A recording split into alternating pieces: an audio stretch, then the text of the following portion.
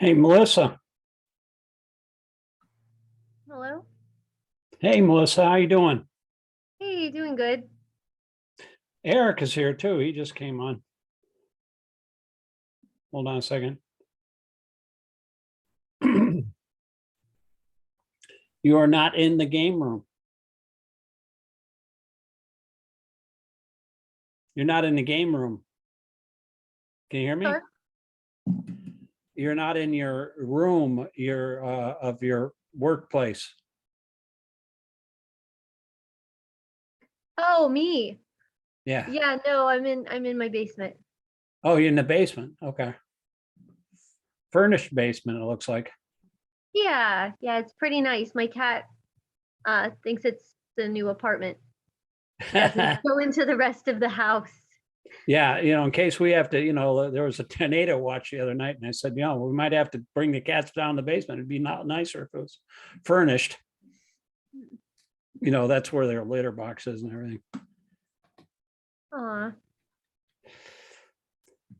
That's what I do. It's like Kanye West says, I scoopity poop. That's Hmm. a phrase. Okay, let me see if I can get Eric, you here? I'm here. Oh, there you are. How's it going, Eric? Pretty good. How are you guys? Good, good, good. So we are on the 12th, 13th chapter. It's hard to keep track of. Let me see if I can share the screen here.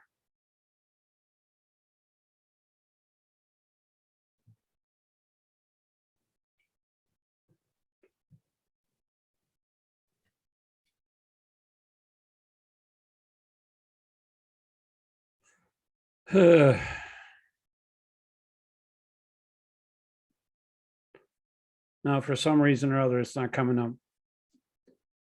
Hold on a second. And try again here. There's a kirtan this Wednesday. Yeah, I know. That's up in Sewickley, right? Oh, I I'd have believe to look it's at it again. I can't go to it because of work. Yeah, that's it. It might be at Yeah. some friend of Sham Sundar's house, Simon Sundar's. I don't know who that is, but Sundari Gopi Mataji, yeah, 2014 Connecticut Lane. yeah, I don't know her, but the two speakers that are the guests are from the Bhaktivedanta Institute, which Nice. somebody said, my old friend from New Vrindavan said that they know her from the what do you call it, 90s. So they've been around for a while, but having started that hospital, it's like a hospital. Wow. Yeah. Hmm. They take care of people. Devananda Pandit went there. I'm kind of worried about him right now, to tell you the truth. I mean, were you there last Thursday? Yeah, me and my cousin went. Someone sent her home with a book. I forgot to ask her who gave it to her, but I told her that I had a bunch of other books that I can give her when she's done with that one. Yeah, yeah. I was going to ask you to maybe, when she gets a chance, just ask her, just come and listen if you don't want to read or anything, just come and listen. It's, keeps me out of trouble. Maybe keep her out of trouble too. So yeah, I'm worried about Devananda because he has lower back pain, he has prostate problems, and that could be a sign of bone cancer.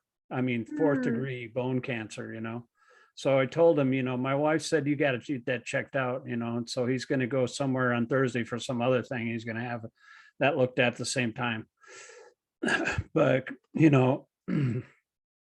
he's such a valuable devotee. Such a great soul. Yeah. He was the guy with the guitar a couple weeks ago. That's the right? dude with the guitar. He's I call him the transcendental Bob Dylan. Well, he's a huge fan of Dylan's, and a lot of his songs sound like Dylan. Of course, he plays harmonica. But you know, So does Devananda play her? He plays harmonica too. yeah, he plays harmonica. And I actually gave him a set of blues harps. He was having trouble because they wear out after a while, you know. And so I gave him my set of like 10 blues harps, Marine Band blues harps. And he loves that. He said that's the best present he's ever gotten, because otherwise he'd have to like replace the reeds and everything. He's dirt poor. So he doesn't have any money, you know. Yeah, so I just gave that to him. I wasn't using them that much. But let's dive into this text 4. Now, if you want to read the Sanskrit, Eric, I'll start out here, but if you would like to try it, we'll just take turns reading paragraphs and stuff. Maybe you can read the first purport and then, well, actually, this is a pretty long purport, the next one. So we'll just take turns reading the either the text as synonyms and translation, or each paragraph of the purport. I'll start out. Yat chetram yat yadrik cha yadvikariyatas cha yat sachaya yo prabhavas cha tat sameshena me shrinu. Synonyms: tat, that; chetram, field of activities; yat, what; cha, also; yadidik, as it is; cha, also; yet, what, having what; havikari, changes; yata, from which; cha, also; yat, what; tasa, he; cha, also; yahu; yet, having what; prabhava, influence; cha, also; tat, that; samasena, in summary; may, from me; shrinu, understand. Translation. Now, please hear my brief description of this field of activity and how it is constituted, what its changes are once it is produced, who that knower of the field of activities is, and what his influences are. So Krishna is talking about the body here, and who the knower of the field. The field is the material body, and the knower of the field is the soul that's within the material body. So you want to read the purport, Eric? Sure. The Lord is describing the field of activities and the knower of the field of activities in their constitutional positions. One has to know how this body is constituted, the materials of which the body is made, under whose control the body is working, how the changes are taking place, where from the changes are coming, what the causes are, what the reasons are, what the ultimate goal of the individual soul is, and what the actual form of the individual soul is. One should also know the distinction between the individual living soul and the super soul, their different influences, their potentials, etc. One just has to understand this Bhagavad-gītā directly from the description given by the Supreme Personality of Godhead, and all this will be clarified. But one should be careful not to consider the Supreme Personality of Godhead in every body to be one with the individual soul, the jiva. This is something like equating the potent and the impotent. Or like equating the all-powerful with the minute, the all-pervading with the infinitesimal living entity. They're quite different, but they're two individuals. They are individuals, and we can have a relationship with that Supreme Personality within our hearts, but you can't equate the two. I'm just going to go ahead and read. You can't equate the two what? The two the super soul and the soul. The soul is within the heart, and so is the super soul. They're both within the heart. They're two individuals, kind of like two birds in a tree. The soul is eating the fruits of the tree, and the super soul is like the witness bird. He's his friend. He's the friend of the other bird in the tree that's eating the fruits, enjoying the fruits of the tree, which is this body. And but the super soul is the other bird, the witness bird, the Paramatma within everyone's heart. And he's like observing his friend, and he's just waiting for his friend to turn his attention to him instead of just enjoying the fruits of the tree. That's the part of Krishna, right? Yeah, the super soul, the Paramatma, the other bird, the witness bird is Krishna, the Paramatma in the heart. I'm just reading about that in the second canto. I'm at the second chapter of the second canto, Srimad Bhagavatam, the Lord in the heart. But it's a commentary by Vishwanath Chakravarti Thakur. It's called meditating on the Purusha in the heart. He's like about 6 inches tall. He's about as big as the heart. The soul is like an infinitesimal, tiny, the 10,000th the size of the tip of a hair.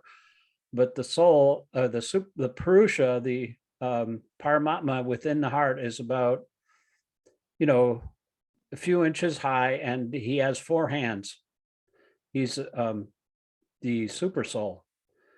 And he's in everyone's heart and he kind of witnesses everybody's activities and guides the living entity. If we just pay attention to him, half the time we're just like too busy enjoying what we're doing to pay attention to Krishna. But I read that like that's also like the intuition. Sometimes it can be like that voice of goodness inside of you telling you absolutely, to do yeah. a good It's thing. like a lot of times it's also intuition, it's also inspiration too. Like sometimes, Mozart, he would compose a whole symphony in his head while he was walking around sometime.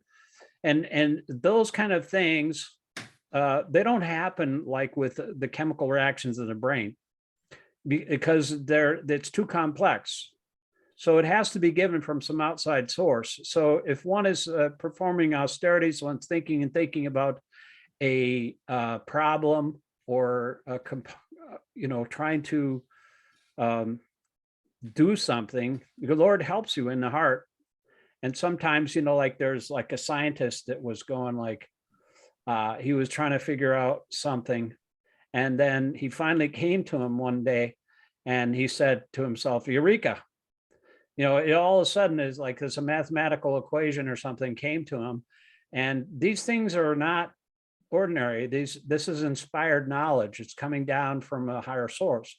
So Krishna is fulfilling everyone's desires. And so if you want something, he'll give it to you. Knocking will be open.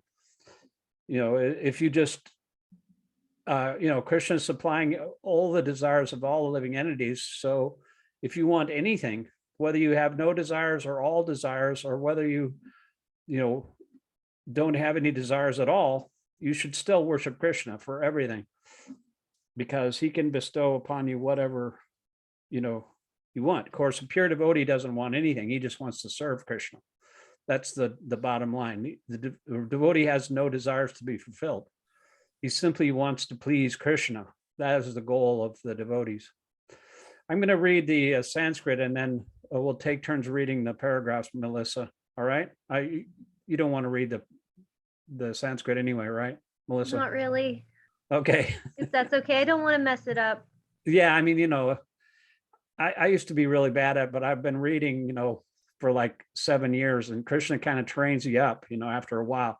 If you keep reading, like it to yourself or kind of pronouncing the words, Krishna will train you up, to pronounce these words. It's not like, Prabhupada is the person that wrote this. And if you just accept a spiritual master like Prabhupada, you don't have a spiritual master, neither one of you do. But Prabhupada is our guru, and he's the one that gave us all this knowledge. So we want to pay him back by actually learning it and try to study it, because that's what he wants, So, but he'll train you up how to say all these things. I got to read this Thursday in front of everybody, I practiced it a few times before. Yeah. You did a good job. That was pretty impressive. So Rishibir Bahuda Gatim Chandobir Vividai Pratak Brahma Sutra Padais Chaiva Hetuma Bir Vinishchitai. Synonyms: Rishibi, by the way, sages; Bahuda, in many ways; Gitam, described; Chandobi, by Vedic hymns; Vividai, various; Pratak, variously; Brahma Sutra, of the Vedanta; Padai, by the aphorisms. Aphorisms are like what we're reading now, the little short, meaningful phrases. A Vedic aphorism is like it's compressed within, it's actually a spiritual sound vibration that's relayed through, the ether by somebody who's realized the knowledge. And so that these are things that the Vedas contain, these aphorisms. They're just kind of like, a happy meal or something. I don't know what you'd call it, but it's not just words. It's actually means something. Every single word of the Vedas contains unlimited meanings. In fact, when Prabhupada's spiritual master Bhaktisiddhanta, he was giving a lecture on the first verse of the Bhagavatam, first verse. You know how long it took him to go through that one verse? Because he'd like analyze all the words and do the different meanings and everything. It took him a month to go through one verse. So we're going pretty fast here. We're only like 3 or 4 verses for. I was going to say, I would really like it if we went through the Sanskrit slowly and like maybe even saying it, maybe if not this time, next time or something. Yeah, you can practice like that. That'd be good. It's so meaningful. The Sanskrit's very powerful because that's the language of Krishna and that's the language of our guru, so he knows what it is. And so he can impart that knowledge. A lot of these Sanskrit words, they don't have English equivalents, but you can realize what it means by the sound vibration. So when you speak the word, then the meaning sinks in, It's just like when you're tasting something, you get to what it tastes like, That's what George Harrison said in the beginning of Krishna book. He said, the proof of the pudding's in the tasting. Because he's talking about the Hare Krishna mantra, That's also an aphorism. Cha, also, Eva, certainly, hetu madbi, with cause and effect, vinishchitai, certain. Translation. That knowledge of the field of activities and the knower of activities is described by various sages in various Vedic writings. It is especially presented in Vedanta Sutra with all reasoning as to cause and effect. You want to read the purport of the first paragraph there? Yes. The Supreme Personality of Godhead is the highest authority in explaining this knowledge. Still, as a matter of course, learned scholars and standard authorities always give evidence from previous authorities. Krishna is explaining this most controversial point regarding the duality and non-duality of the soul and the supersoul by referring to a scripture, the Vedanta, which is accepted as authority. First, he says, this is according to different stages as far as this is according to different sages. As far as the sages are concerned, besides himself, Vyasadeva, the author of the Vedanta Sutra, is a great sage, and in the Vedanta Sutra, duality is perfectly explained. And Vyasadeva's father, Parasara, is also a great sage, and he writes in his books of religiosity, Aham Tvam Cha Tathanai. We, you, and the various other living entities all are transcendental, although in material bodies. Now we are fallen into the ways of the 3 modes of material nature according to our different karma. As such, some are on higher levels and some are lower in nature. The higher and lower natures exist due to ignorance and are being manifested in an infinite number of living entities. But the supersoul, which is infallible, is uncontained by the 3 qualities of nature and is transcendental. Uncontaminated. Uncontaminated. Yeah. By the 3 qualities of nature and is transcendental. Similarly, in the original Vedas, a distinction between the soul, the supersoul, and the body is made. Especially in the Katha Upanishad, there are many great sages who have explained this, and Parasara is considered principal among them. Okay, Eric, you want to read the next 2? That one is short, so read Sure. the next one as well. The word Chendobin refers to the various Vedic literatures. The Taittiriya Upanishad, for example, which is a branch of the Yajurveda describes nature, the living entity, and the supreme personality of Godhead. As stated before, Kestra is the field of activities, and there are two kinds of Kestranya. It's actually pronounced Kshetra. Kshetra. The- And the- Kshetra, yeah, and the JNA Kshetra, is Nya is pronounced that. You did. Nya. Yeah, it's perfect. Kshetranya, the individual living entity and the supreme living entity. As stated in the Taittiriya Upanishad, Brahma Pucham Pratisthista, there is a manifestation of the Supreme Lord's energy known as Anamaya, dependence upon food for existence. This is a materialistic realization of the Supreme. Then in Pranyamaya, after realizing the supreme absolute truth in food, one can realize the absolute truth in the living symptoms or life forms. In the Jnana-maya, realization extends beyond the living symptoms to the point of thinking, feeling, and willing. Then there is Brahman realization called Vijnana-maya, in which the living entity's mind and life symptoms are distinguished from the living entity himself. And the next and supreme stage is Ananda Maya, realization of the all blissful nature. Thus, there are 5 stages of Brahman realization, which are called Brahma Pucham. Out of these, the first 3, Anamaya, Pranamaya, and Jnana Maya, involve the fields of activities of living entities. Transcendental to all these fields of activities is the Supreme Lord, who is called Ananda Maya. The Vedanta Sutra also describes the Supreme by saying, Ananda Mayo Bayastat. The Supreme Personality of Godhead is by nature full of joy. To enjoy his transcendental bliss, he expands into Vijnana Maya, Pranya Maya, Jnana Maya, and Ananda Maya. In the field of activities, the living entity is considered to be the enjoyer, and different from him is the Ananda Maya. That means that if the living entity decides to enjoy in dovetailing himself with the Ananda Maya, then he becomes perfect.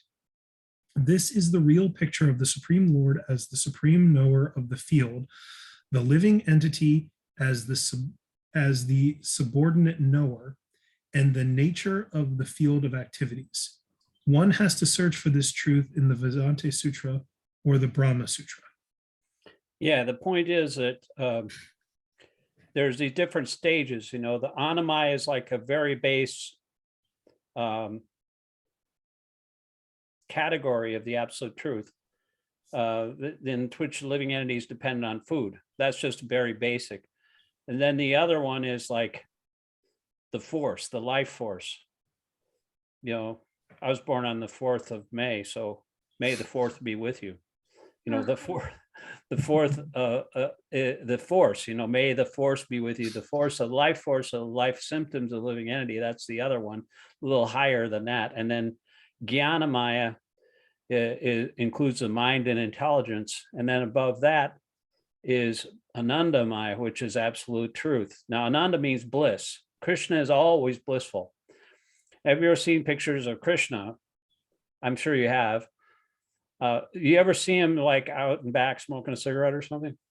No. Is that No, a thing he's now? always blissful. He's always enjoying with his friends and his cows and his parents, and he's just always having the most fun, So that's the nature of God. He's full of bliss. In fact, it's an unlimited ocean of bliss, and it's ever increasing. In this material world, we can only have so much fun, There's that song, I don't know, it's a lot of things I've never done, but I never had too much fun. But nobody gets having fun in this material world because it's all, it's just temporary. And so, but the bliss of Krishna consciousness is ever increasing, and it's like an ever increasing ocean. Now just say whatever you want to do, like eating ice cream or whatever, you know. You can eat ice cream until you're, you know, puke, but you're going to get sick of it after a while. You get sick of ice cream, but Krishna consciousness is such that you can go on eating ice cream, or you can go on chanting Hare Krishna, and it never gets old. You know, the taste of the mantra, the taste of the activities and pastimes and qualities of the Supreme Personality of Godhead are so interesting, and they're always ever fresh. You know, if you say a word like, you know, ice cream, ice cream, ice cream, you know, it's not going to increase your taste. But if you say Krishna, Krishna, it increases in its, you understand the qualities of Krishna, the name and Krishna are non-different. And so the more you say that name, the more energy you get and the more ever fresh realization you get, so that you never get sick of it. That's why devotees can sit and chant all day long. In fact, I remember when Radhanath Swami was getting initiated as sannyas in 1983. I'm showing my age now. We were like running around in circles, you know, like devotees sometimes run around, like like they did at the program last week. And but we were like encircling him, and we were just dancing and dancing for hours. Of course, I was a young man, you know, I was like in 1982, I was like, you know, maybe 20 something years old. But nevertheless, nobody can dance like that and chant the same word, you know, without getting tired of it, you know, unless it's got some spiritual potency, you know. I remember I took my wife to Washington Square Park, you know, for the Rath Yatra parade, you know, New York City. They go down Fifth Avenue and end up in Washington Square Park. And, you know, all these devotees are chanting on stage. You know, this is back, you know, a little after 2000, before we got married. But, you know, they always chanted the same word, you know, and she was wondering, she was joking. She knew kind of like that this is actually transcendental. So, you know, you can see that sing the same song and it just means something more every time. But she was just joking though. She said, why don't they sing like Freebird or something, you know, or, you know, Proud Mary? Why they only know one song, you know? but you know, they don't need any more songs. That's the only, everything is included in Krishna, and it's always ever fresh. It's always like surprising. That's the nature of Krishna consciousness. Why don't you read this last paragraph here too? Sure. Eric. It's mentioned here that the codes of the Brahma Sutra are nicely arranged according to cause and effect. Some of the sutras or aphorisms are na vyad estrueth, na ma strueth, and parat tu touch shruet. The first aphorism indicates the field of activities, the second indicates the living entity, and the third indicates the Supreme Lord, the summum bonum among all the manifestations of various entities. Yeah, those are sutras, those are aphorisms. It doesn't explain exactly what they mean, but the Vedanta Sutra, the Srimad Bhagavatam is actually a kind of the cream of all the Vedanta Sutra, the Vedas. Brahma Sutra is just part of the Vedanta. But let's read the next one here, 6 and 7. Mahabhutani ahankaro buddhir avyaktam evacha indriyani dasaikam cha pancha tendriya gochara icha dvesha shukam dukam sangatas chetana driti etat chetram samasena savikaram udatritam. Synonyms: Mahabhutani, great elements; ahankar, false ego; buddhi, intelligence; avyaktam, the unmanifested; cha, or eva, certainly; cha, also; indriyani, the senses; dasekam, 11; cha, also; pancha, 5; cha, also; indriya gochara, the objects of the senses; icha, desire; dvesha, hate; sukam, happiness; dukam, distress; sangata, the aggregate, Chaitana, living entities, Driti, conviction, Etat, all this, Kshetram, the field of activity, Samasena, in summary, Savikaram, with interactions, Udaritam, exemplified.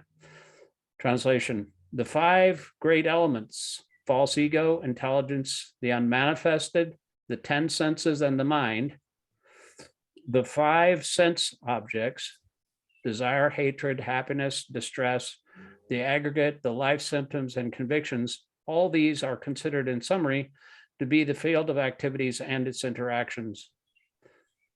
Melissa? From all the authoritative statements of the great sages, the Vedic hymns and the aphorisms of the Vedanta Sutra, the components of this world can be understood as follows.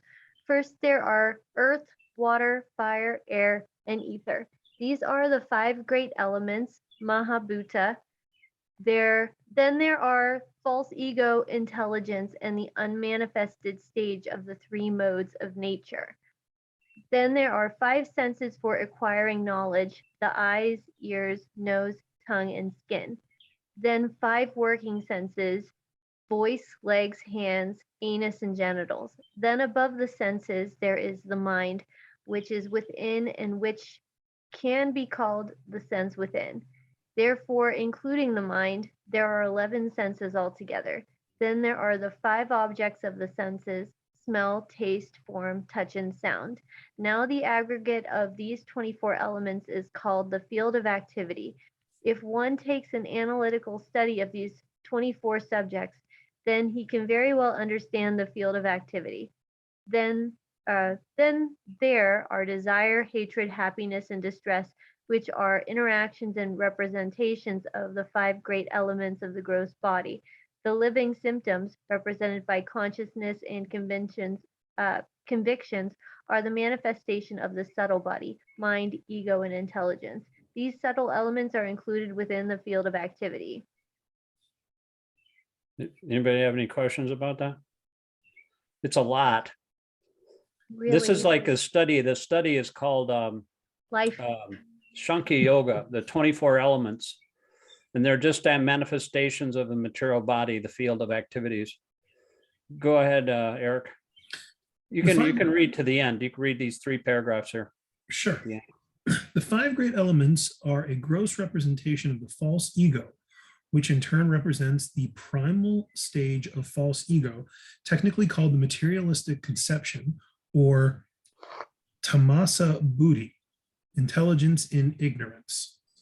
This further represents the unmanifested stage of the 3 modes of material nature. The unmanifested modes of material nature are called pradhana. One who desires to know the 24 elements in detail, along with their interactions, should study the philosophy in more detail. In Bhagavad-gītā, a summary only is given. The body is the representation of all these factors, and there are changes of the body which are 6 in number. The body is born, it grows, it stays, it produces byproducts, then it begins to decay, and at the last stage it vanishes. Therefore, the field is a non-permanent material thing. However, the Chaitranya,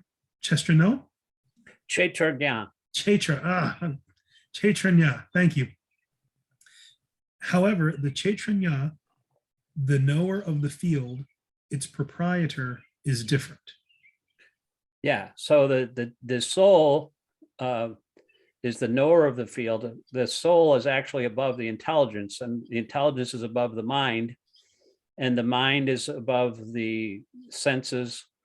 And so if you can control the senses by the mind, and the intelligence is even above the mind, but the soul is even more powerful than the intelligence. But so we can become Goswamis. Goswami means one who can control the senses. That's the goal of yoga, is to become a controller of the senses, so that we can meditate and understand Krishna, who is within our heart. And then we become a Goswami instead of being a Go Das. What Go means senses and Das means servant. instead of becoming master of the senses, we could also become a servant of the senses, which most everybody is in this material world. They're all serving their senses for their own sense gratification. So, that's not recommended because it's all temporary. Just like this body, it says here, my body is falling apart as I speak here.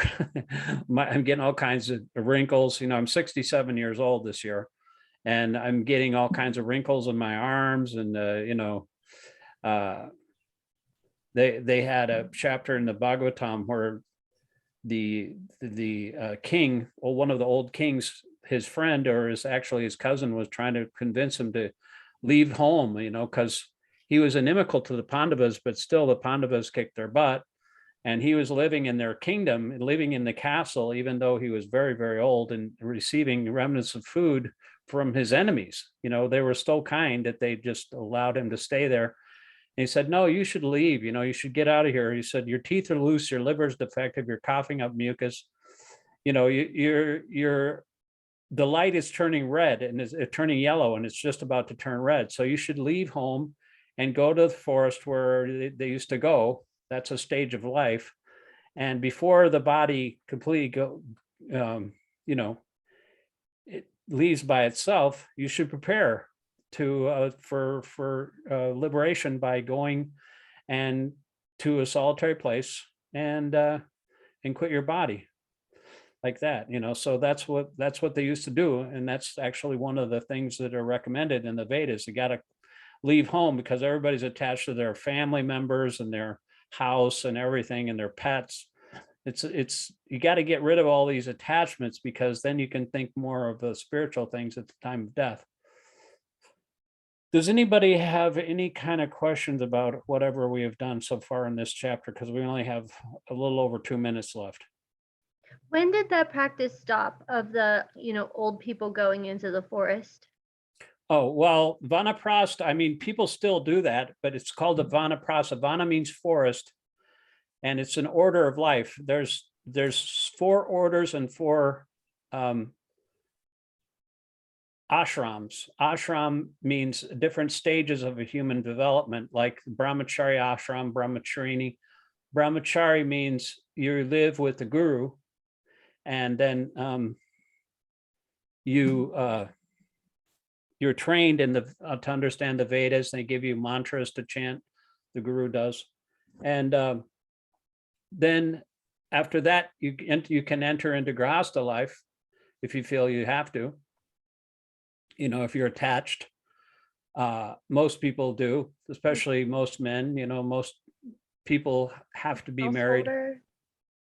Like when it was a lot younger back in the Vedic times, but it's recommended like in the teenage years, 20s, get married. And then when you're 50 years old, actually before that even, is Vanaprastha, where you can go around with your wife to different holy places and stuff. And then after that is actually the stage of sannyas, where you renounce everything and your wife can stay at home with the grown-up sons, and you're free to go wherever you want and prosecute spiritual life with no family attachment whatsoever.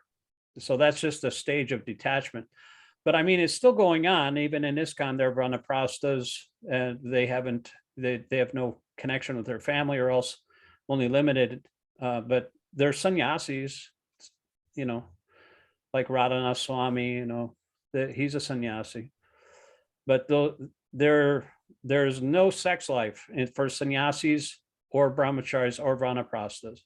Only in the grahastha ashram is a kind of like a license for that. But if it's not necessary, then you don't need to, but it's recommended for most people to get married. But that's why but it hasn't vanished, it's still there, but it's just like pretty decrepit at this point in this age. Everybody's a shooter too, like they're the lowest class. But that's why Prabhupada wanted to create it